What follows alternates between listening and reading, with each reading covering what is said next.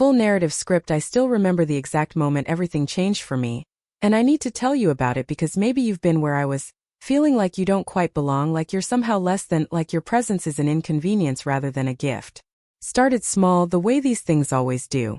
You don't wake up one morning and suddenly realize your family doesn't want you around. It happens in increments. A phone call not returned. An invitation that gets lost in the mail. A family group chat where somehow mysteriously you're not included. And then one day, you realize that months have passed and you haven't seen them. Not because you haven't tried, but because, well, they've made it pretty clear you're not particularly welcome. My name is Mary, and I'm 72 years old. I spent most of my adult life believing in family. I mean, really believing in it, the kind of belief that makes you sacrifice without keeping score, that makes you show up for people even when they're difficult, that makes you send money when someone's struggling and love when someone's hurting. I raised my daughter Susan in a quiet neighborhood in Michigan. Just the two of us after my marriage fell apart. I worked as a nurse for 43 years, and every single penny I earned went toward making sure she had what she needed. When Susan got married to David, I welcomed him into my heart like he was my own son. When they had children, my grandchildren, Emma and Michael, I became the kind of grandmother who babysat without being asked, who showed up with homemade meals when Susan was exhausted, who drove 3 hours through a snowstorm because Michael had his first soccer game and I wasn't going to miss it. These weren't obligations to me. They were joy. Pure, uncomplicated joy. But somewhere along the way things shifted. I don't know exactly when, if I'm being honest. Maybe it was when David's business took off, and they moved into that big house in the suburbs. Maybe it was when I started noticing that Susan was always too busy when I called. Maybe it was when the invitations stopped coming altogether. The real blow came on a Saturday afternoon in March. I had called Susan to ask if I could come over for Sunday dinner. I'd been making her favorite pot roast for 35 years, the kind with carrots and potatoes, cooked low and slow until the meat falls apart. I thought, we could have a nice time together. Maybe invite her brother Marcus too, who lives in the same city. It had been weeks since I'd seen any of them. "Mom," Susan said, and there was this tone in her voice that I'd come to recognize. The tone that said I was asking for too much, expecting too much, being too much. "I don't think that's going to work. We have a lot going on right now. What about next Sunday?" I asked, trying to keep my voice light, trying not to let her hear how much I needed this. "I don't really know our schedule that far out," she said, and I could hear David in the background saying something to her. Then she continued, "Actually, Mom, I need to talk to you about something. Can you call me back later? I'm in the middle of something." She never called back, of course. But about a week later I found out the truth. I was at my book club, one of the few places I still felt genuinely wanted, and Karen, one of my oldest friends, asked me how things were going with the grandkids. I told her they were fine, though I hadn't actually seen them in about 3 months at that point. Karen got this look on her face, the kind of look where you know someone's about to tell you something you probably don't want to hear. "Mary," she said carefully, "I ran into Susan at the grocery store last Tuesday. She had her whole family with her, the kids, David, even his parents. They seemed to be having a nice outing." The words hit me like a physical blow. They'd gone out together, all of them, and she couldn't have bothered to mention it to me. Worse, my grandchildren were there and I'd missed them. I'd missed another opportunity. But that wasn't even the worst part. 2 weeks later I got a text message. Just a text, not even a phone call. The text said, "Mom, I'm sending an invite to our Easter celebration. Family only. That means just immediate family, David, the kids, and my parents. I hope you understand. We're trying to keep things simple this year." I stared at that text for 20 minutes. Family only. Immediate family. As if I wasn't her mother. As if I hadn't given birth to her, hadn't raised her alone, hadn't spent decades putting her needs before my own. I called her immediately, and Susan answered on the second ring, which was surprising because usually she took hours to respond to anything I initiated. "What does this mean?" I asked, trying not to let my voice shake. "I'm not family." There was a long pause and then Susan sighed. A deep, annoyed sigh that made it clear she found this conversation tedious. "Mom, you know what I mean. David's parents are flying in, and we have limited space. It's the first time in years we've been able to celebrate together, and we just want to keep it intimate. It's nothing personal." "Nothing personal," I repeated. It's nothing personal that you're excluding me from my granddaughter's Easter celebration. Your daughter's Easter celebration. My granddaughter. You're being dramatic, Susan said, and I could practically see her rolling her eyes through the phone. There will be other celebrations. We can do something with you in the fall. Susan, I said, and my voice sounded so small even to my own ears. I'm your mother. I'm their grandmother. I should be at Easter. She didn't respond to that. Instead she said, I have to go. David needs help with something. Think about what I said, okay? Family only. And then she hung up. That's when I started to understand something that I wish I'd figured out years earlier. To Susan, I wasn't family. I was an obligation. Complication. Someone who wanted things from her, who had needs, who didn't fit into the perfect life she was constructing with David and his parents, who had somehow become the real family in her mind. Over the next few months, things got progressively worse. I wasn't invited to Emma's 10th birthday party, though I found out about it because I saw pictures on Facebook, pictures of my granddaughter in a beautiful new dress, smiling at a party I didn't even know was happening. When I texted Susan asking why I hadn't been told, she responded, We're trying to include more of David's extended family. You understand. I tried to keep calling, keep reaching out, but it became clear very quickly that the more I tried, the more irritated Susan became. Phone calls would end abruptly. Texts would go ignored for days. And when she did respond, her messages were short, clipped, dismissive. My brother Marcus, who still lived in the area and saw Susan occasionally, tried to be supportive. He'd tell me that she was just busy, that she didn't mean anything by it, that it would blow over. But I could see in his eyes that he knew better. He'd ask me gentle questions about how I was doing, really doing, and I'd have to lie and tell him I was fine. The truth was that I wasn't fine. I was heartbroken in a way that I'd never experienced before. Heartbreak from a romantic relationship you can eventually get over. But heartbreak from your own child? From the grandchildren you helped raise? That's a different kind of pain. It's the kind that makes you question everything about yourself. It makes you wonder what you did wrong, how you failed so fundamentally that your presence became unwelcome. I started withdrawing. I didn't call anymore because I couldn't bear the rejection. I didn't reach out for holidays because I already knew the answer. I didn't ask to see Emma or Michael because I was terrified of hearing Mom, not right now. Instead, I focused on my work. I was still part-time nursing at a local clinic, and my friends and my own life. I tried to convince myself that I didn't need them, that I was fine on my own, that I was better off without the constant disappointment of trying to force my way into a family that didn't want me. But deep down it hurt. Every single day it hurt. And then, about 8 months into this Cold War with my daughter, something unexpected happened. Something that would change everything. I received a call from a lawyer named Jonathan Pierce. I didn't recognize his voice, and I almost didn't answer because I thought it was a telemarketer. But something made me pick up. Is this Mary Patricia Sullivan? He asked. Yes, I said cautiously. Who's this? Ms. Sullivan, my name is Jonathan Pierce, and I'm an estate attorney. I'm calling because I have some news regarding the estate of your uncle, Robert Sullivan. I believe he was your mother's brother. I hadn't thought about Uncle Robert in years. He'd been this distant figure in my childhood. Dad's older brother who moved out to California in the 1960s and didn't keep in much contact with the family. We'd send Christmas cards occasionally, but I'd never been close to him. The last I'd heard, he was still in California somewhere, and that was at least a decade ago. Is he? Did something happen to him? I asked. I'm sorry to inform you that Mr. Sullivan passed away approximately 4 months ago, the lawyer said. He was 91 years old. According to his will, you are one of his primary beneficiaries. I sat down. This was such an unexpected turn of events that I couldn't quite process it. I'm sorry, what? I don't understand. Why would Uncle Robert leave me anything? We barely knew each other. That's something I'd like to discuss with you in more detail, Mr. Pierce said. Mr. Sullivan was a successful businessman. He was never married and had no children. He had modest contact with a few family members over the years, but according to his notes, he was particularly impressed by you. Impressed by me? I said.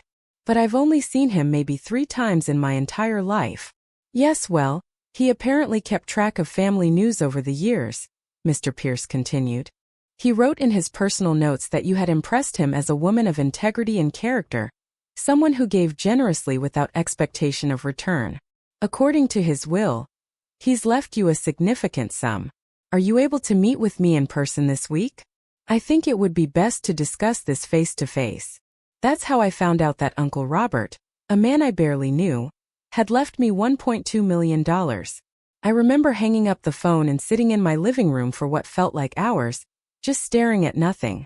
$1.2 million. Didn't even feel real. Money at that scale had never existed in my world. My entire life I'd lived modestly. I owned my home outright. I'd paid that off years ago on a nurse's salary, and I had maybe $150,000 in savings. But $1.2 million? That was a different universe entirely. I met with Mr. Pierce the following Tuesday at his office downtown. He walked me through the paperwork, explained the details of the inheritance, and answered my questions. Robert had apparently made a considerable fortune in real estate development in California. He'd invested wisely, lived modestly himself despite his wealth, and accumulated this significant estate. According to his notes, he'd been thinking about his family more as he aged, and when he learned through a cousin that I'd been such a devoted daughter and grandmother, always giving, never asking for recognition, something had shifted in him. He'd decided that I deserved to know that someone saw my worth. The inheritance came with minimal taxes and responsibilities. It was just mine. $1.2 million. For the first time in months, I felt something shift inside me. Not happiness exactly, but maybe a sense of possibility. Maybe a sense that the universe wasn't entirely against me. I didn't tell Susan immediately. I wanted to sit with it for a while, to process it, to figure out what it meant for my life. For the first time in a very long time, I had options. I didn't have to work if I didn't want to. I could travel. I could give money to charities that mattered to me. I could do literally anything I wanted. And honestly, that felt incredibly powerful. About 2 weeks after I received the news from Mr. Pierce, I got a call from Marcus. He sounded excited about something, and it took me a moment to realize what he was saying. "Mom's throwing a big summer party in June," Marcus said. "I'm calling to invite you. Susan said she wants to make it a big family gathering. She's inviting her friends from her country club, some of David's business associates, basically everyone. She's doing it up right. Catering, a band, the whole thing. She said I should definitely invite you." I felt something cold settle in my stomach. Suddenly, when she was throwing a party where other people would be present, I was worthy of an invitation. Suddenly I was family again. Why is she suddenly so interested in having me around? I asked, trying to keep my voice neutral. Marcus hesitated. "I don't know, honestly. She's been in a weird mood lately.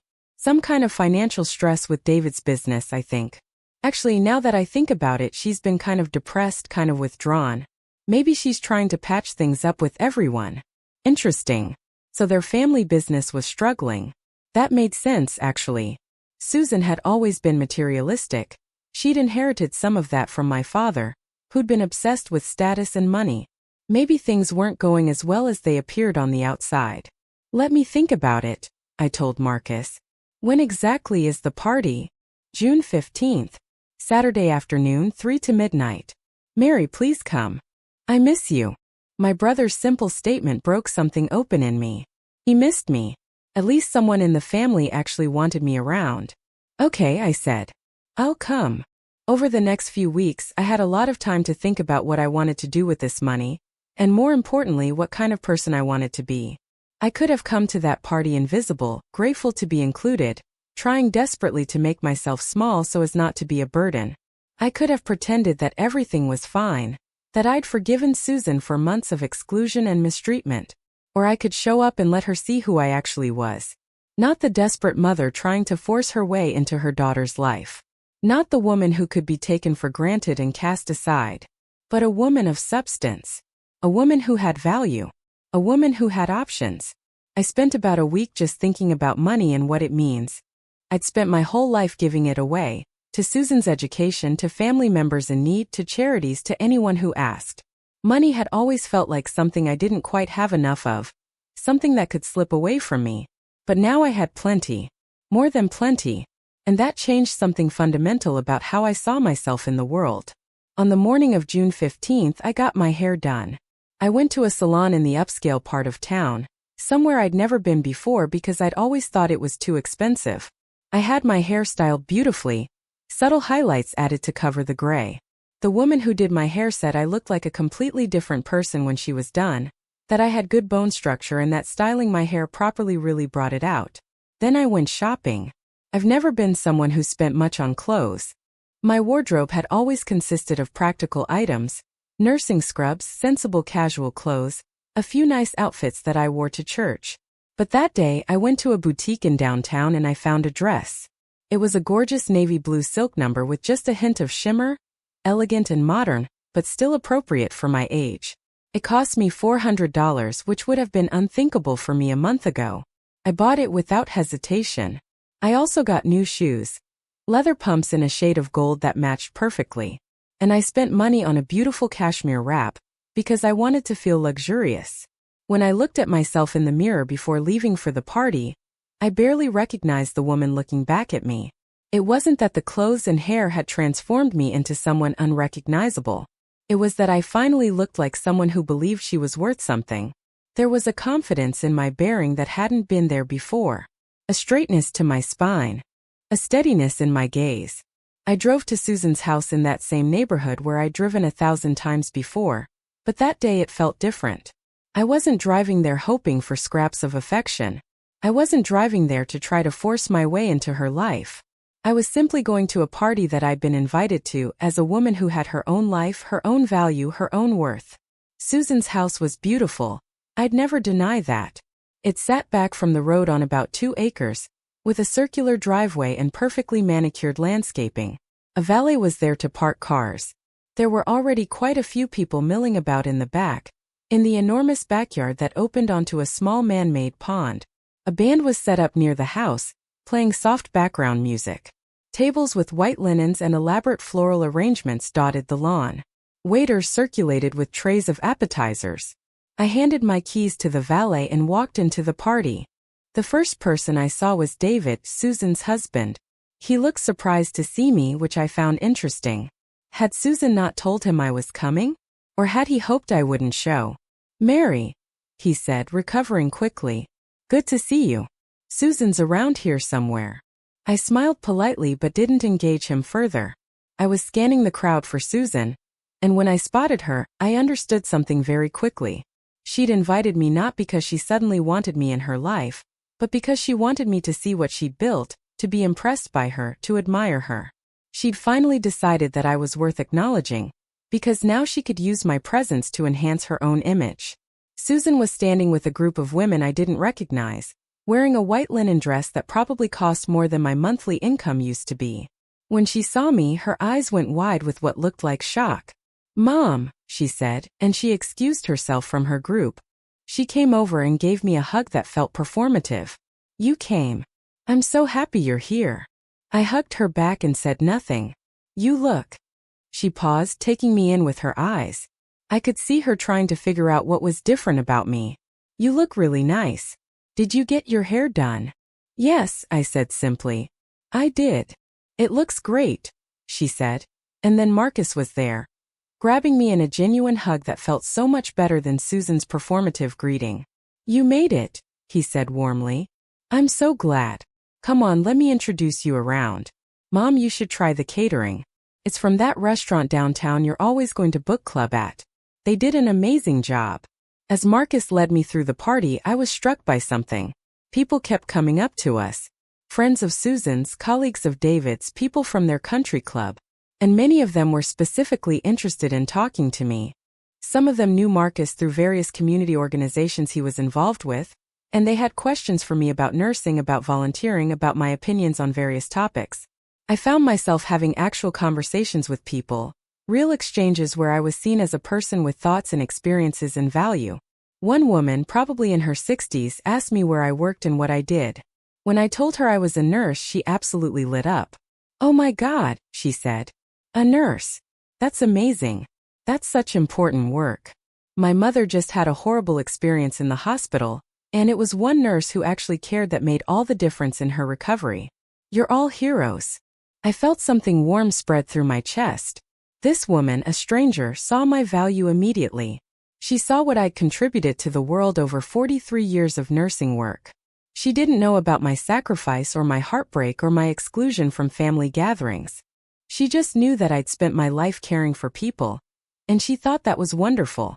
Over the course of the afternoon, I moved through the party with increasing confidence. I wasn't trying to insert myself into conversations. I wasn't trying to make myself essential or necessary. I was simply present, and it turned out that was enough. People gravitated toward me. They asked me questions. They seemed genuinely interested in who I was and what I thought. I could see Susan watching me, and I could see the confusion on her face. I could see her trying to figure out what had shifted. Whatever she'd expected to happen at this party, maybe she'd expected me to be grateful for being included or humble and trying hard to make a good impression, or maybe she just expected me to be the same desperate woman who'd been calling and trying to force my way into her life. Whatever it was, that's not what she got. At one point, David's mother pulled me aside. Her name is Gigi, and we've never been particularly close. She's always been the type to make me feel like I didn't quite measure up. She's always been a bit cold, a bit dismissive. But that day she seemed interested in me. You know, Gigi said, I run a nonprofit that helps women over 60 transition into new careers or start their own businesses. I have a feeling you might have friends who would benefit from that.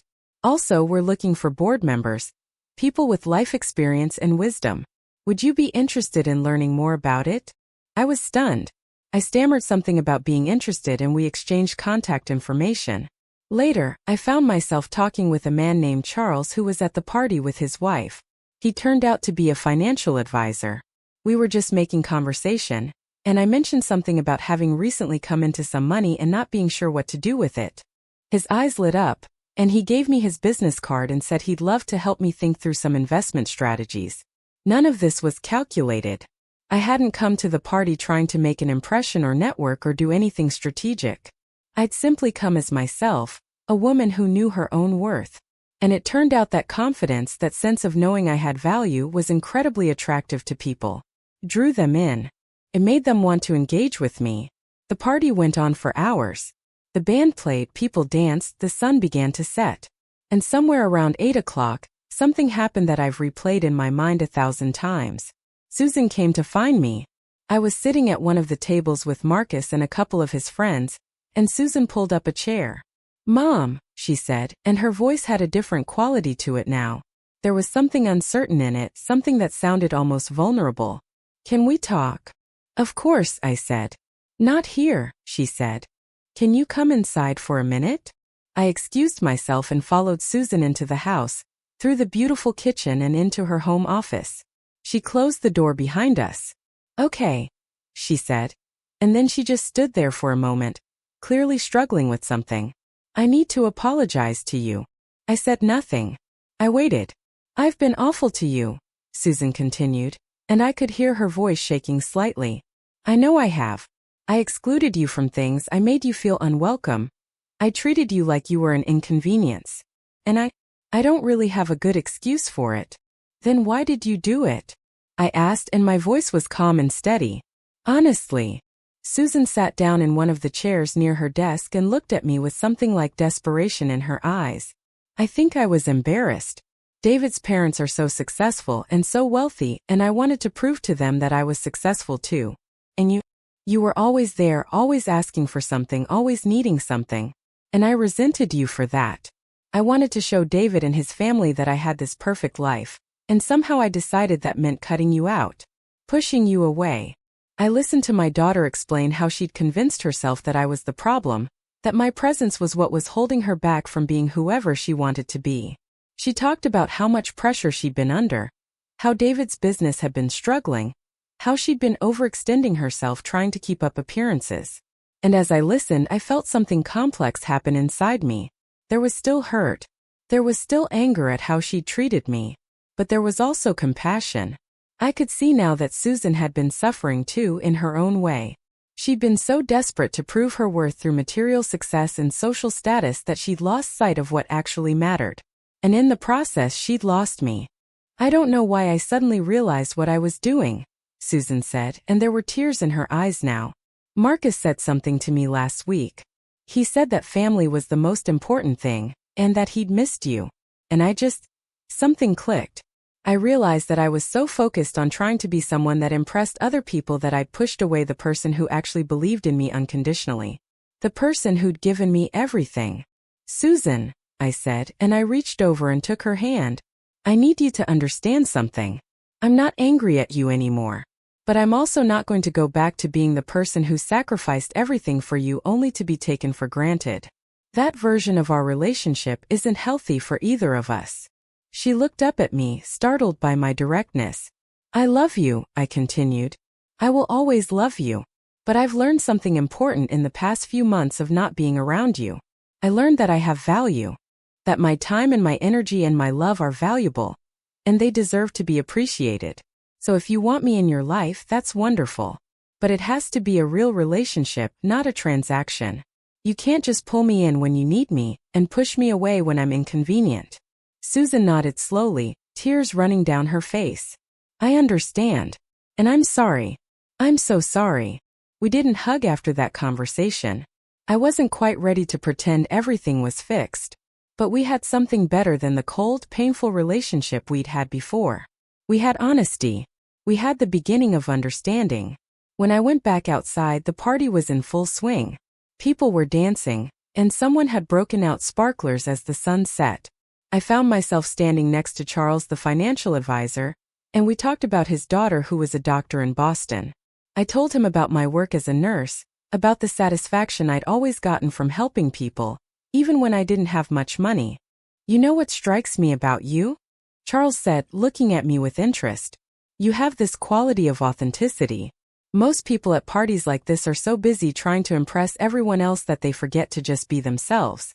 But you seem very comfortable just being who you are. It's refreshing." That comment stayed with me, because the truth was that I was comfortable being myself. For the first time in my life, I was completely comfortable being who I was. Not because I'd suddenly become a different person, but because I'd finally accepted that the person I was, a woman who'd given her life to caring for others, who believed in the importance of family, who worked hard and treated people with kindness, was actually enough. More than enough. That woman had value. Over the next few weeks, several important things happened. First, Charles helped me set up an investment strategy for my inheritance. He was not pushy or sleazy. Instead, he sat down with me and listened to what I wanted to do with the money. I told him that I wanted to keep working. I didn't want to retire because I loved nursing and I loved the people I helped. But I wanted to have the option to reduce my hours if I wanted to. I wanted to be able to help people in my family if they truly needed it, but not in a way that enabled dependence. And I wanted to leave a legacy. Charles helped me set up a scholarship fund in my name for nursing students. It was enough to provide full scholarships for 2 students per year. I got to review applications and meet the students who received the scholarships, and I found that to be one of the most rewarding things I've ever done. Second, I joined the board of Gigi's nonprofit. It felt strange to be in the same room as David's mother in a professional capacity, but it was actually quite positive. When Gigi wasn't trying to outdo me or assert her dominance, she was actually quite interesting and competent. We found that we could work together effectively, and we actually developed a kind of professional friendship. Third, and most importantly, I slowly rebuilt my relationship with Susan and the grandchildren. It wasn't the same as before. It was better, actually, because it was based on mutual respect rather than on my desperate need for their approval. Susan started including me in family events again, but this time I came as myself, not as someone trying to earn the right to be there.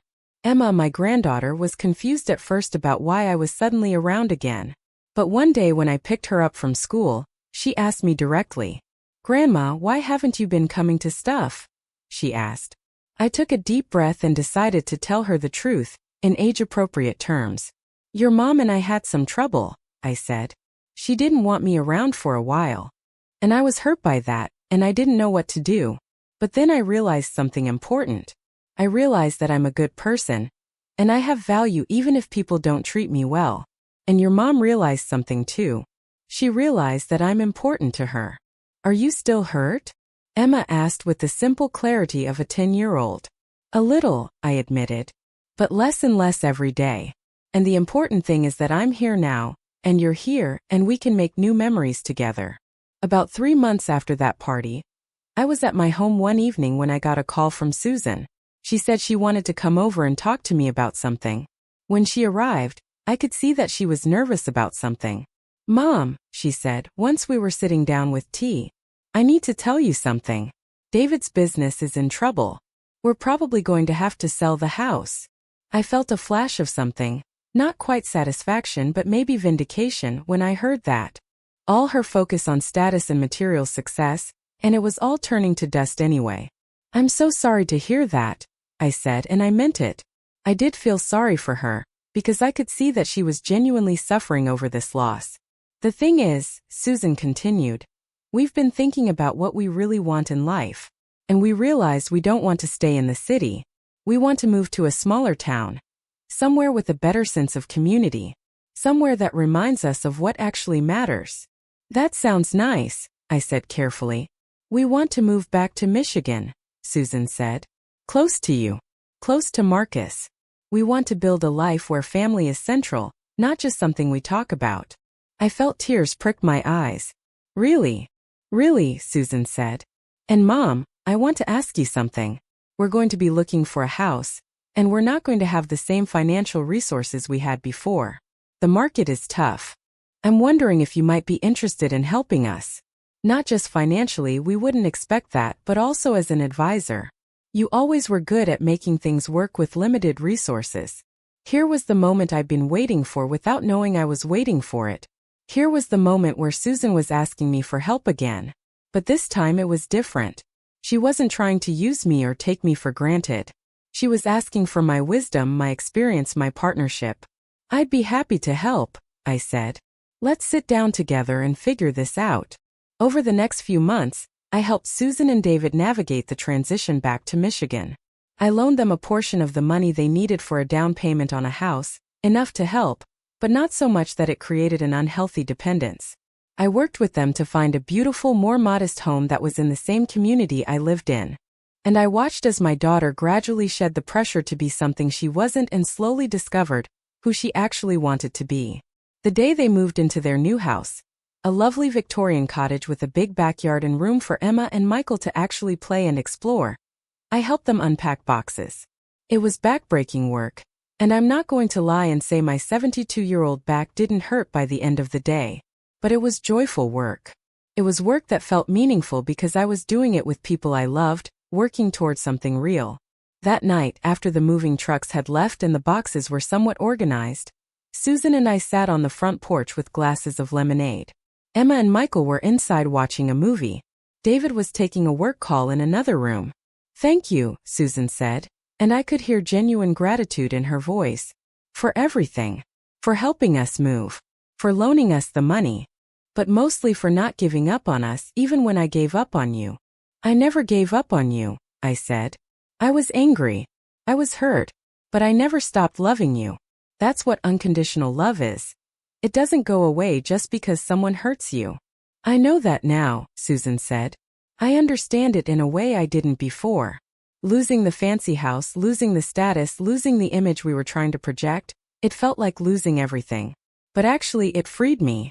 It let me see what matters." I squeezed her hand. "I'm glad." And I was genuinely glad. Not because she'd suffered or because she'd lost the fancy house.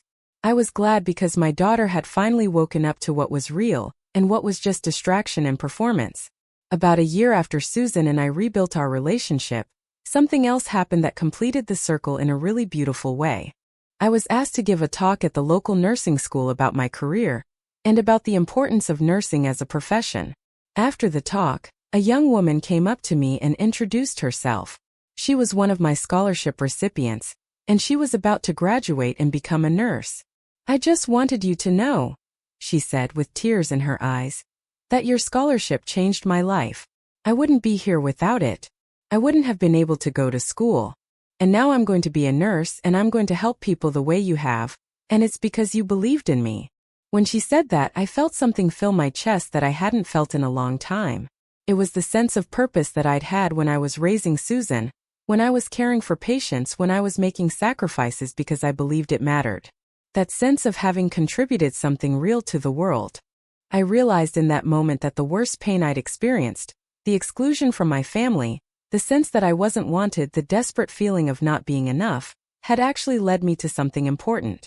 It had led me to discover that my worth wasn't contingent on how my family treated me. It had led me to understand that I had gifts and abilities, and a capacity to change lives that existed independent of anyone's approval. And it had led me to build a legacy that would outlive me. When I was being excluded from family gatherings, I thought that was the worst thing that could happen. But looking back now, I can see that it was actually a kind of gift. It forced me to stop depending on my family's validation, and to find validation in myself. It pushed me to discover that I had value even when nobody acknowledged it. And ultimately, it made me a stronger, healthier person who could have a real relationship with her daughter, based on mutual respect rather than on codependency. Today, a year and a half after that party at Susan's house, things are very different. I still work as a nurse, though I've reduced my hours to 3 days a week. The other days I volunteer or I spend time on the scholarship fund. Emma and Michael are thriving in their new school in Michigan. Susan and David have both found new careers that bring them more satisfaction and less stress. And Marcus and I have weekly breakfast together, which is a tradition I never want to break. Most importantly, my family actually wants me around now. Not because I'm useful or because I'm making sacrifices, but because I'm someone who brings genuine connection and joy to their lives.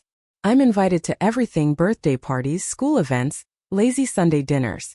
And I come not because I'm desperate for affection, but because I genuinely want to be there. But the biggest change is in me. I know now that I am enough. Not because my family finally acknowledged it, though that's nice. Not because I have money now, though that's given me options and freedom I didn't have before.